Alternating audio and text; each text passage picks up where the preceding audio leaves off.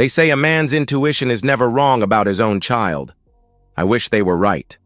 My name is Nathan Brooke, and for 34 years, I've built my life on facts. As a quality control inspector at Patterson Manufacturing, I spend my days measuring tolerances, checking specifications, ensuring everything meets exact standards. Deviation from the norm catches my attention immediately. It's not just my job, it's who I am, which makes what happened to me all the more pathetic. I met Sarah 6 years ago at a company mixer.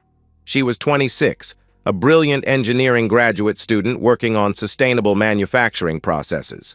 I was 28, steady in my career, ready for something real. She had this way of tilting her head when she listened, like every word mattered. "You actually care about quality control?" she asked that first night. "Someone has to," I replied. "Without standards, everything falls apart." She smiled at my response. I like that. We were inseparable after that. Sarah moved in with me after 8 months. We talked about everything. Her dreams of revolutionizing manufacturing, my plans for advancement, the house we'd buy, the kids we'd have. She was brilliant, ambitious, and she chose me. The wedding came 2 years later. Simple ceremony, just family and close friends. When Sarah said her vows, I believed every word. "I promise to trust you completely," she said, looking into my eyes. "To build our life on honesty and love." I should have paid more attention to how easily those words came to her. For 4 years, everything seemed perfect. We bought a house in Maplewood, a colonial with a big backyard. Sarah landed a job at Henderson Engineering. I got promoted to senior inspector. We were building the life we'd dreamed of. Then Sarah's depression hit like a freight train. It started slowly. Missed dinners, canceled plans, spending weekends in bed. At first I thought it was work stress, but it got worse. She stopped cooking, cleaning, talking about the future. Some nights I'd come home to find her exactly where I'd left her, still in pajamas, staring at the television. "Sarah, talk to me," I'd say. "What's wrong?" "Nothing's wrong," she'd whisper in response. "I'm just tired." But this wasn't tired. This was something darker, swallowing the woman I married. I threw myself into research, systematically. I read about depression, talked to her doctor, made lists of therapists. Sarah resisted at first, but eventually agreed to try therapy. That's when I found Marcus Landon.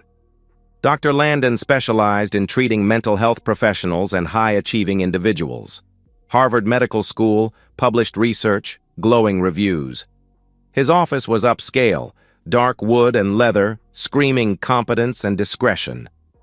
"I think you should see him," I told Sarah, showing her his website. "He has experience with people like you, smart, driven, successful." Sarah looked at his photo for a long moment. Dr. Landon was maybe 40, handsome in that distinguished professor way. "He looks professional," she said finally. "I'll call tomorrow," I promised her. I made the appointment myself, drove her to the first session, waited in the lobby. When she came out an hour later, there was something different in her eyes. Not hope exactly, but focus. "How was it?" I asked. "Good," she replied. "He listens. Really listens." The change in Sarah was remarkable. Within 6 weeks, she was getting up early, making breakfast, talking about work with enthusiasm I hadn't seen in months. Within 3 months, she was laughing again, planning weekend trips, discussing our future. "Dr. Landon says I was avoiding intimacy because I was afraid of being vulnerable," she explained one night. "I was protecting myself by shutting you out." I reached across the table and took her hand. "I'm just glad you're feeling better." "I am," she said in response. "And I want to show you how much our marriage means to me." That night, we made love for the first time in months. Sarah was different, more confident, more present.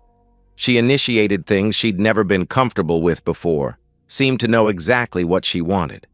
I attributed it to therapy, to her growing self-confidence. I was an idiot. 8 months after Sarah started therapy, she gave me the news that changed everything. "Nathan," she said, finding me in the garage organizing tools. She was holding something behind her back, practically vibrating with excitement. "I have something to tell you." I set down my socket wrench. "What is it?" She brought her hands forward, revealing a pregnancy test. 2 pink lines. "We're having a baby," she whispered, tears streaming down her face. The joy hit me like a tidal wave. I swept Sarah into my arms, spinning her around while she laughed and cried simultaneously. "Are you sure?" I asked her. "I took 3 tests," she said breathlessly. "All positive. Nathan, we're going to be parents." I couldn't speak. I just held her, feeling her heart beat against my chest. After everything we'd been through, this felt like a reward for our patience, our love, our commitment. The pregnancy was smooth. Sarah glowed with health and happiness. We spent evenings debating names, James for a boy, Emma for a girl. We painted the nursery yellow, assembled a crib, bought a stroller. Sarah's mother flew in to help prepare. My parents started planning their first grandchild's college fund. I had never been happier. The future stretched ahead, bright and full of possibility. Sarah, recovered and thriving. Our baby, growing strong. Our marriage, deeper than ever. I thought I was the luckiest man alive. I had no idea I was already living a lie. James Nathan Brooke was born on a Tuesday in March, 7 pounds 3 ounces of perfect health. When the doctor placed him in my arms, I felt love so pure and overwhelming it nearly brought me to my knees. "He's perfect," I whispered to Sarah. "He looks just like you," she said in reply. But something flickered across her face, too quick to interpret, gone before I could analyze it. For 3 months, I was the happiest man on earth. I changed diapers, walked floors during midnight feedings, sang lullabies while James slept on my chest. I documented everything. First smile, first laugh, the way he gripped my finger with surprising strength. But slowly, quietly, questions began to form.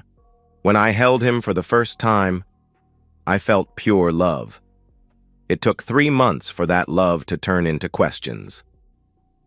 The first thing I noticed was James's eyes. Sarah has green eyes, the color of sea glass. Mine are blue, inherited from my father. But James's eyes were brown, deep chocolate brown that reminded me of coffee grounds. "Baby's eyes change," Sarah said when I mentioned it during his 3-month checkup. "The pediatrician said so. Most babies are born with dark eyes that lighten over time." I nodded, accepting her explanation because I wanted to. But my quality control background had trained me to notice deviations from expected parameters, and James's eyes bothered me in a way I couldn't shake. That night, I researched infant eye color genetics. The science was complex but clear. 2 parents with light eyes could produce a brown-eyed child, but it required recessive genes from both sides. I traced my family history, blues and hazels going back generations. Sarah's family showed similar patterns, greens and grays. Possible, but unlikely. The probability bothered me. Then there was James's hair. Sarah has straight black hair, thick and glossy. Mine is light brown, slightly wavy. James's hair was dark like his mother's, but it had a curl pattern that didn't match either of us. Again, genetics could explain it, but my analytical mind kept cataloging inconsistencies. "He doesn't look like either of us," I said one evening during bath time. He was 4 months old, becoming more alert, more distinctly himself. Sarah's hands stilled on the washcloth. "What do you mean?" she asked defensively. "Just the eyes, the hair. People usually say babies look like their parents, but everyone who sees James just says he's cute. No one sees a resemblance." "Babies change," Sarah said quickly in response. "And besides, he has your chin. Trust me, Nathan, he's yours." Her tone was defensive, almost aggressive. That was new.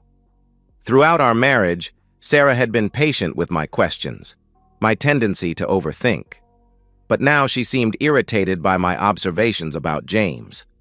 I started paying closer attention to her reactions. When my mother commented that James had such unique features during Sunday dinner, Sarah snapped at her. "Not every baby has to be a carbon copy of their parents, Helen. Genetics is more complex than that." My mother raised her eyebrows. "Of course, dear. I just meant—" "You meant he doesn't look like Nathan," Sarah interrupted. "I know what you meant."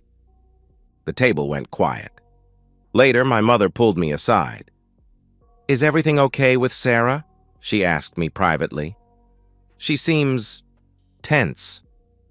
"New mother stress," I said automatically, but I didn't know how okay it was.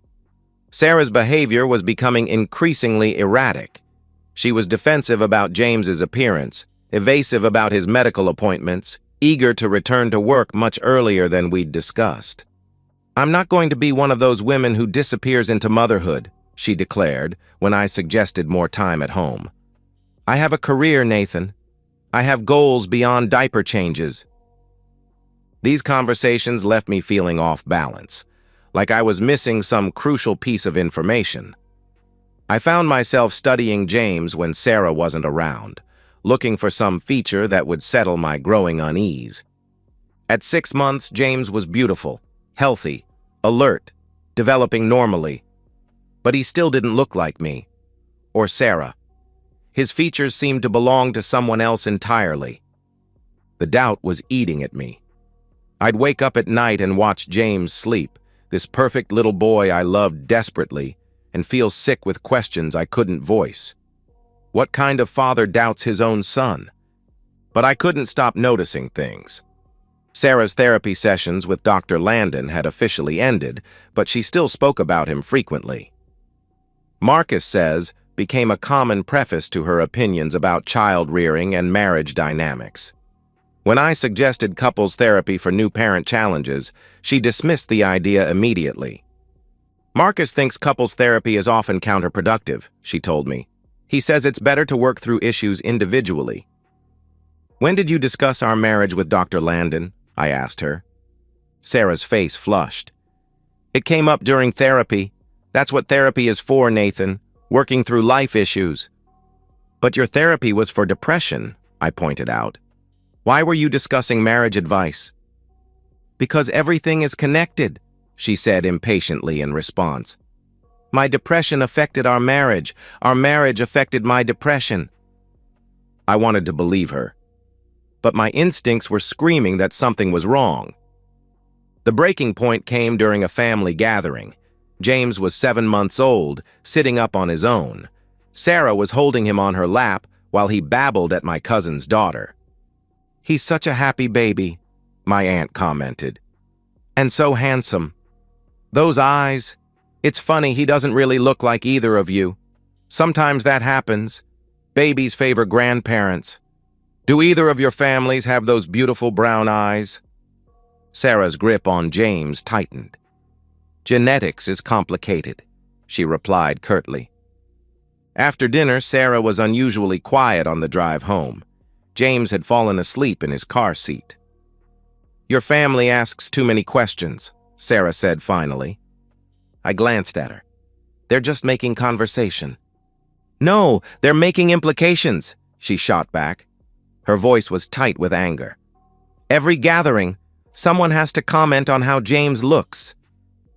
"They're not trying to be inappropriate," I said carefully. "Normal would be seeing the resemblance to his parents," Sarah snapped in response. "But apparently your family finds that impossible." That night, after putting James to bed, Sarah confronted me directly. "Do you think James is your son?" she asked, standing in our bedroom doorway with arms crossed. The question hung in the air like a loaded weapon. I stared at her, heart pounding, aware that my answer would change everything. "Of course I do," I replied. "Because if you have doubts, Nathan," she continued, "if you're letting your family plant seeds of suspicion, then maybe you should examine why you're so quick to distrust me." Maybe you should talk to someone, Sarah added after a pause. Maybe you should see a therapist about why you're so paranoid. The word hit me like a slap.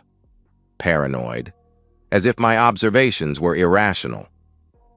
I could recommend someone, Sarah continued.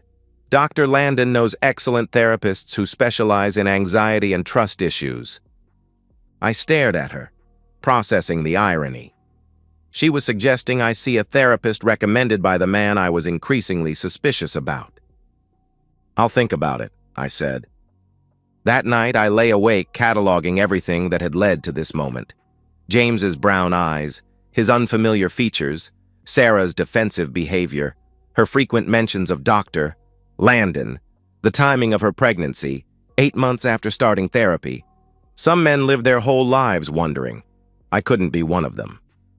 The next morning, I researched discrete paternity testing services. Home kits, lab analysis, results in 3 to 5 business days.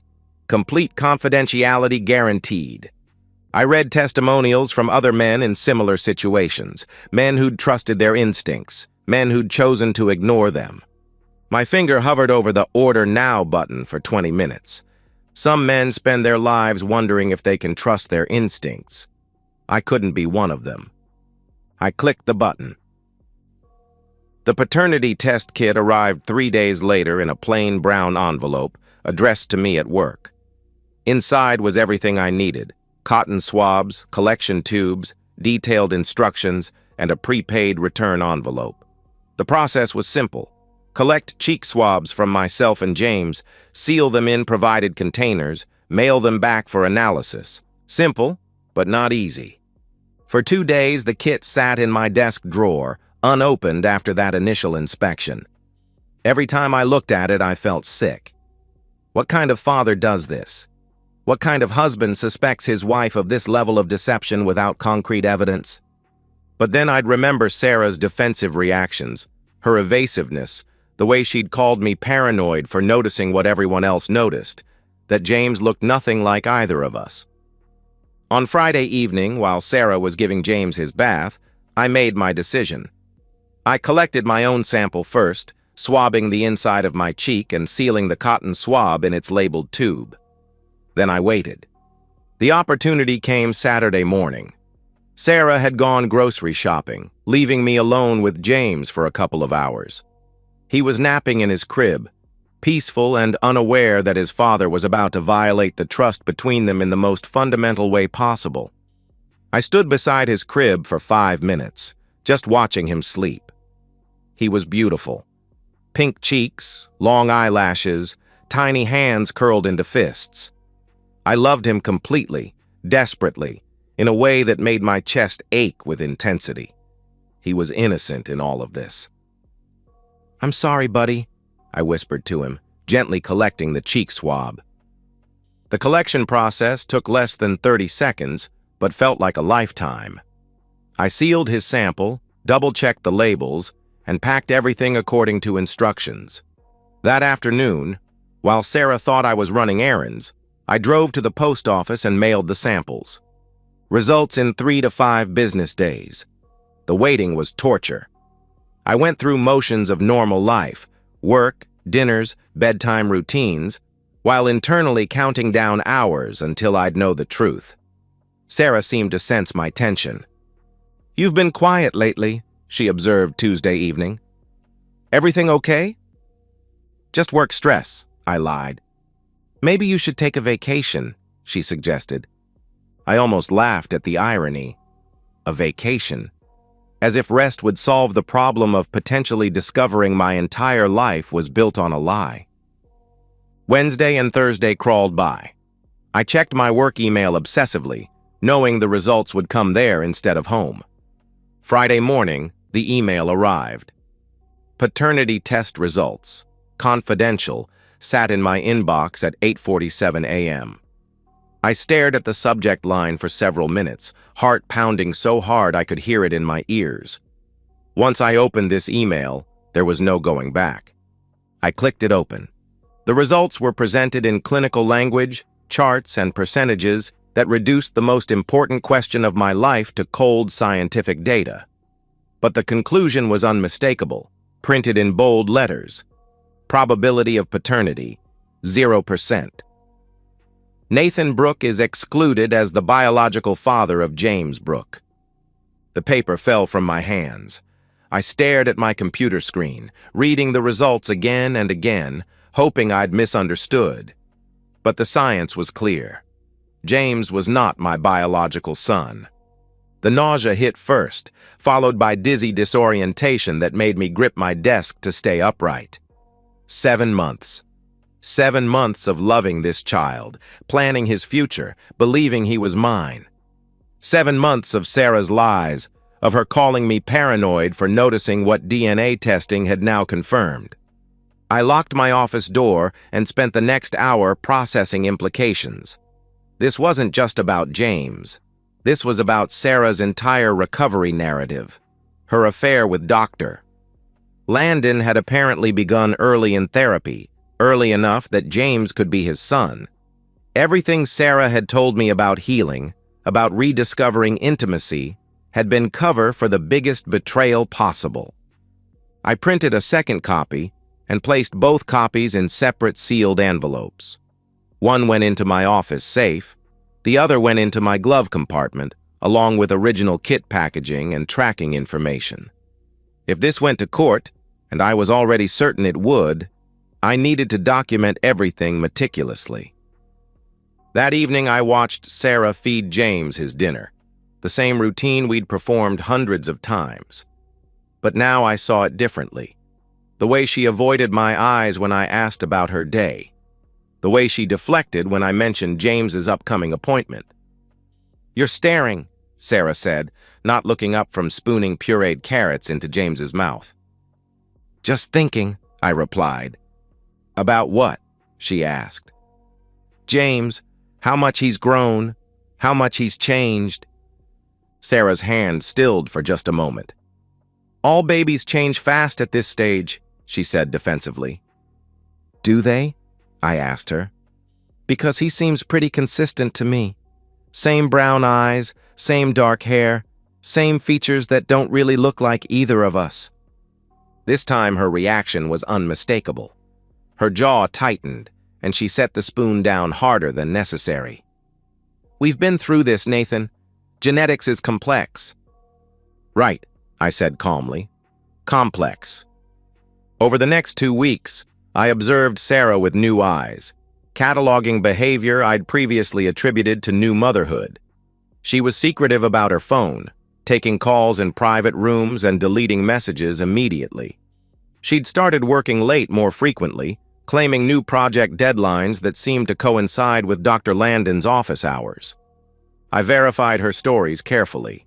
The projects she mentioned were real, but the deadlines didn't match information on her company's website. The late meetings weren't reflected in her email calendar, which synced to our shared computer. Sarah was still lying to me, even now. The affair hadn't ended with James's conception. It was ongoing. The realization transformed something inside me. The loving husband died during those 2 weeks of observation, replaced by someone colder, more calculating. I began planning my next move with the same systematic approach I used for quality control inspections. I researched divorce law, focusing on adultery cases and prenatal paternity fraud. I learned about asset protection, child support obligations, and professional consequences for therapists who violate ethical boundaries. I contacted 3 different law firms, scheduling consultations under the pretense of theoretical legal questions. The prenuptial agreement Sarah had insisted on would actually protect me now. The infidelity clause was ironclad, and paternity fraud would void any claims she might have on my property. James wasn't my biological son, so I had no legal obligation for child support. As for Dr. Marcus Landon, his career was about to become very interesting. Patient-therapist relationships were strictly forbidden. I researched medical board complaint processes, ethics violations, and professional licensing consequences.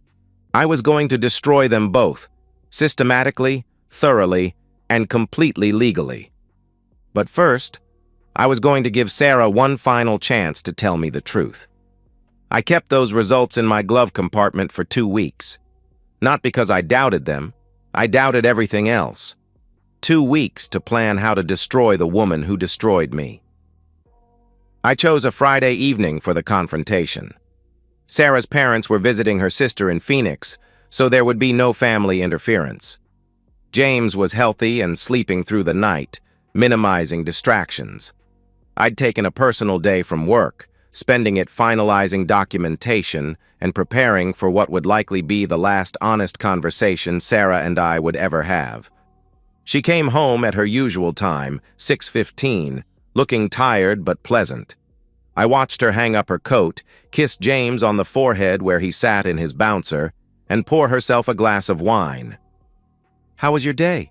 she asked, settling onto the couch beside me. "Educational," I answered. "How was yours?" "Long. The Morrison project is behind schedule, so we're all putting in extra hours," she replied, sipping her wine and studying my face. "You look tense. Everything okay?" I'd rehearsed this moment dozens of times, but now that it was here, I felt surprisingly calm. The anger I'd carried for 2 weeks had crystallized into something colder and more focused. "I want to talk about James," I said. Sarah's expression didn't change, but something shifted behind her eyes, a wariness that confirmed what I already knew. "What about him?" she asked cautiously. "About how he doesn't look like either of us. About his brown eyes when we both have light eyes. About how everyone comments on his unique features." "Nathan," Sarah said, setting down her wine glass, "we've discussed this. Genetics is complex," I finished for her. "Yes, you keep saying that. But I'm not interested in genetics anymore. I'm more interested in timelines." "Timelines?" she repeated. "James was born March 15th, I said conversationally, "which means he was conceived around June 20th, right around the time you were making your breakthrough in therapy with Dr. Landon." Sarah's face had gone very still. "What are you suggesting?" she asked quietly. "I'm not suggesting anything," I replied calmly. "I'm stating facts. June 20th was approximately 8 months after you started therapy. It was also when you started mentioning Dr. Landon constantly. Marcus this, Marcus that. When you started getting better, more confident, more sexually adventurous." "Stop," Sarah said quietly. Sarah stood up abruptly, pacing to the window. "You're being paranoid again," she declared. "Am I?" I asked her. "Because you know what I think? I think you've been calling me paranoid to cover your own guilt. I think you've been gaslighting me for months, making me feel crazy for noticing what everyone else notices. That James doesn't look like me because he isn't mine." She spun around, her face flushed with anger. "How dare you?" "How dare I what?" I interrupted. "Question the paternity of a child who looks nothing like me." "You're sick," Sarah spat back. "You're accusing me of adultery because our baby doesn't meet your genetic expectations?" I reached into my jacket pocket and pulled out the sealed envelope containing the paternity test results. "I'm not accusing you of anything, Sarah. I'm telling you what I know." Her eyes fixed on the envelope, and for the first time since I'd known her, Sarah looked genuinely afraid. "What is that?" she whispered. "DNA analysis," I said, opening the envelope and removing the papers. "Professional paternity testing, chain of custody documentation, scientific proof that James is not my biological son." I held out the results, watching Sarah's face as she read the conclusion. Her mask didn't just slip, it shattered completely. The woman I'd married disappeared, replaced by someone calculating and desperate. "Where did you get this?" she whispered. "I collected the samples myself," I told her. 0% probability of paternity, Sarah. 0. She sank back onto the couch, the papers clutched in her hands. For a moment, I thought she might finally tell me the truth. Instead, she rallied. "This is illegal," she declared. "You can't test a child without both parents' consent." Actually, I can, I replied calmly. I'm his legal father until proven otherwise, which I just did. Sarah crumpled the papers and threw them at me. You bastard! You sneaky, paranoid bastard! Tell me about Dr. Landon, I said calmly. There's nothing to tell, she insisted. Sarah, I have scientific proof that James isn't mine, and the timeline points directly to your therapy period. You can either tell me the truth or I can draw my own conclusions. She was quiet for a long moment, hands shaking as she reached for her wine glass. When she spoke, her voice was barely audible. It wasn't supposed to happen, she admitted. The confession hit me like a physical blow, even though I'd known it was coming. But it did happen, I stated. Yes, she whispered. She couldn't meet my eyes. It started as friendship. He was helping me through the depression, and I felt understood for the first time in months. When did it become physical? I asked. Another long pause. June, she answered. While you were still coming home to me, I said. While I was celebrating your recovery. She said nothing. Is it still going on? I pressed. Her silence was answer enough. Does he know about James? I continued. Yes, she whispered.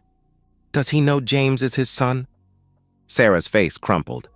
We think so. The timing fits. You think so? I asked her. You're not certain? The dates were close, she admitted. You and I were still intimate sometimes.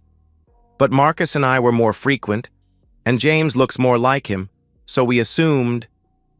You assumed, I repeated. I felt something break inside my chest. Not my heart, that had been broken for weeks, but something deeper. Nathan, I love you, Sarah said desperately. What happened with Marcus was a mistake, a moment of weakness when I was vulnerable. But I love you, and I want to work through this. Do you love him? I asked directly. The question hung in the air. Sarah's hesitation told me everything. It's complicated, she finally said. No, I replied firmly. It's really not. You had an affair with your therapist, got pregnant with his child, and have been lying to me for over a year. I walked to my desk and retrieved the folder I'd prepared. Copies of DNA results, timeline documentation, screenshots of Dr. Landon's credentials and ethics guidelines. Dr. Marcus Landon is about to have very interesting conversations with the medical board about his professional ethics, I told her. Patient relationships are strictly forbidden, Sarah. You can't do that, she whispered. I already have, I informed her. The complaint was filed this afternoon. Sarah shot to her feet. Nathan, you don't understand. If Marcus loses his license, he loses everything. Good, I said simply. Sarah began crying then, not gentle tears of remorse, but ugly, desperate sobs of someone who realizes their world is collapsing. Nathan, please. We can work through this. I'll end things with Marcus. We can go to couples therapy. How far did you mean for it to go, Sarah? I interrupted. Getting pregnant and pretending the baby was mine? Lying to my face while I questioned my own sanity? I panicked, she sobbed. When I realized I was pregnant, I panicked. You could have told me the truth, I pointed out. I was afraid you'd leave me, she replied through her tears. So instead, you decided to trick me into raising another man's child? I asked. I picked up the folder and moved toward the stairs. I'll be sleeping in the guest room from now on. I've contacted a divorce attorney, and you'll be served with papers next week. The prenup is clear about infidelity. You'll receive nothing. Since James isn't my biological son, I have no child support obligations. You can't do this, Sarah said desperately. I'll fight the divorce. I'll claim the paternity test was fraudulent. You'll lose, I said simply. I documented everything, Sarah. Every lie, every timeline inconsistency, every defensive reaction. That night, I slept in the guest room for the first time in 7 years of marriage. Through the thin walls, I could hear Sarah crying. Not quiet tears of genuine remorse, but frustrated sobs of someone who'd been caught and was angry about the consequences. For the first time in 6 months, I slept through the night. The truth, even when it destroys you, sets you free. The divorce proceedings moved with mechanical efficiency, each step bringing me closer to freedom from the elaborate lie my marriage had become. My attorney, Margaret, specialized in complex domestic cases. She reviewed my documentation with methodical attention. "This is remarkably thorough," she told me during our second meeting. "DNA results, timeline documentation, professional ethics violations, prenuptial agreement with infidelity clauses. Your wife's attorney will have very few options." The prenuptial agreement, ironically championed by Sarah's father to protect her assets, became my shield instead of hers. Sarah had insisted on it during our engagement, claiming her father's business connections required protection. Now that protection worked in reverse. The infidelity clause was ironclad. Adultery voided any claim to marital assets, alimony, or community property. Sarah would leave with exactly what she'd brought: her personal belongings and whatever remained of her individual savings. "The prenup is brutal," Margaret explained to me. "Your wife literally has no legal standing. The adultery is documented, the timeline is clear, and paternity fraud constitutes intentional deception." Dr. Landon's professional destruction unfolded with satisfying completeness. The medical board investigation revealed that Sarah wasn't his first boundary violation. 2 other former patients came forward with complaints of inappropriate relationships. His practice collapsed as referrals disappeared and patients canceled appointments. His malpractice insurance was canceled. His professional reputation became unsalvageable. Most importantly, his ability to support Sarah and James evaporated along with his career. Sarah moved back to her parents' house in Westchester 3 weeks after I filed for divorce. Her father, who had initially supported her version of events, changed his tune after reviewing the DNA evidence and understanding the financial implications of the prenuptial agreement he'd insisted upon. "He called me yesterday," Margaret reported to me. "Apparently Sarah's father is furious that his daughter's stupidity triggered the very protections he'd put in place. He's refusing to financially support her long term." The divorce was finalized on a Tuesday morning in October, 6 months after I'd discovered the truth. Sarah didn't contest anything. She couldn't afford to, and she had no legal grounds anyway. I kept the house, the cars, the retirement accounts, and all marital assets. James, now 14 months old, was legally Dr. Landon's responsibility. I signed away any parental rights I'd never actually possessed, clearing the path for his biological father to assume full legal and financial obligations. I saw them once more, at the courthouse during the final hearing. Sarah looked exhausted, her previous confidence replaced by hollow-eyed desperation. James was on her hip, babbling happily at the fluorescent lights, unaware that his world had been completely restructured around him. Dr. Landon wasn't there. According to court records, he was fighting his own legal battles. The medical board had officially revoked his license, and he was facing potential criminal charges for professional misconduct. His ability to provide child support was non-existent. That evening, I walked through my house now completely and legally mine, and felt something I hadn't experienced in months: peace. The guest bedroom where I'd been sleeping would become a home office. The nursery would become a workshop. At work, my colleagues had noticed the change in me. Where I'd once seemed distracted and anxious, I now approached projects with renewed focus. My supervisor mentioned that my attention to detail had always been exceptional, but lately it seemed even more precise. The promotion came through in November, Senior Quality Control Manager, a position that opened when my predecessor retired early. The irony wasn't lost on me that my personal experience with deception and betrayal had somehow sharpened my professional ability to detect flaws and inconsistencies. I heard updates about Sarah and Dr. Landon occasionally, through mutual professional connections. Sarah had taken a job at a smaller engineering firm at significantly reduced pay.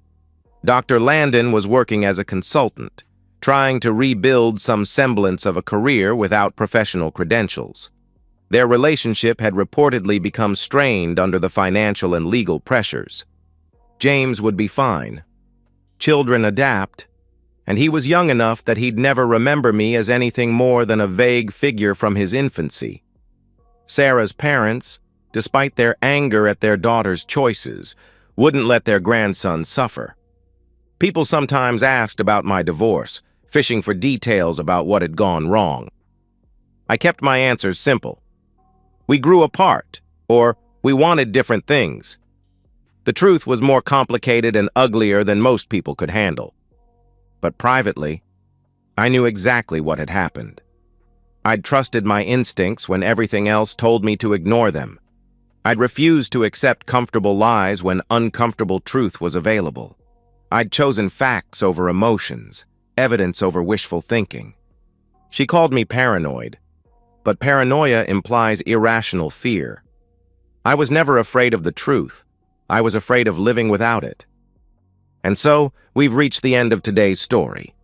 Was it what you expected, or did it take a twist you didn't see coming? I'm curious to hear your thoughts. Share them in the comments below, and let's get a conversation going. If this story kept you hooked, make sure to hit that like button. And if you're new here or just haven't subscribed yet, now's the perfect time to join our community. I bring you fresh, captivating stories every day, so click that subscribe button and turn on notifications so you never miss out. Thanks for watching, and I'll see you in the next one.